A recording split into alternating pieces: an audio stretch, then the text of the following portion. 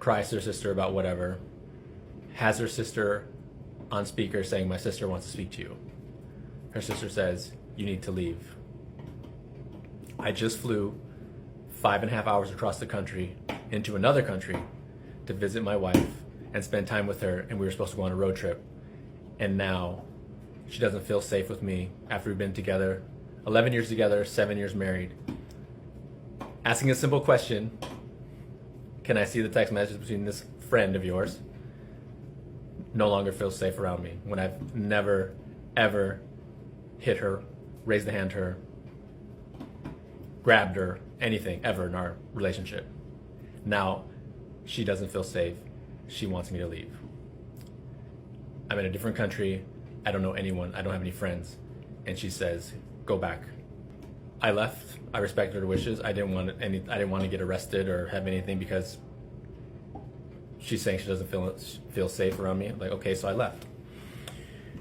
She booked a hotel. I stayed, and I found my way back to the States. So is he American and dating a Canadian, or it can't be Mexico? Because she speaks English, so I'm assuming she's Canadian. That makes a lot more sense now that she's cheated, because usually women need attention and things like that. And if you live that far away, like 5 hours away, even if you call, it's calling them is not the same as touching. That's not to excuse her cheating as behavior, but that's why long-term relationships more often than not don't work. You kind of have to be around each other. And they went hiking with the dogs. I mean, that just sounds like an excuse for them to do some wild shit. I don't know. I don't think it's crazy for me not to want my woman to hang out with another man by themselves.